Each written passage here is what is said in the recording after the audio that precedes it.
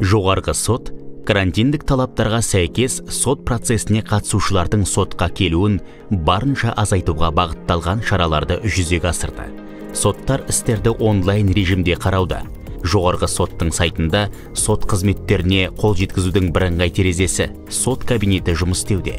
Осы ретте сот азаматтармен өте қысқа мерзімде кері байланысқа шығады.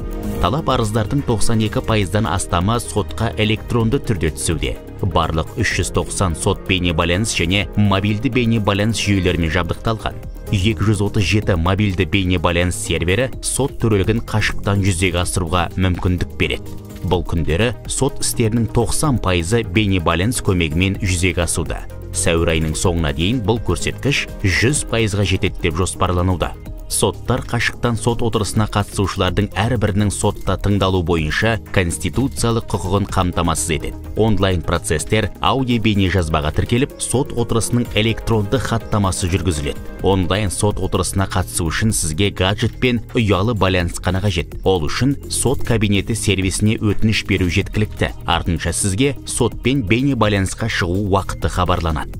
Сот сайттарында онлайн татуластыру қызметі де қолжетімді екенін еске саламыз. Жоғарғы сот баршаңызды төтенше жағдайға түсіністікпен қарап, карантин аяқталғанша сот талқылауларын кейінге қалдыруға шақырады. Үйде қалып, санитарлық эпидемиологиялық қауіпсіздік шараларын сақтап, жақындарыңызға қамқор болыңыз.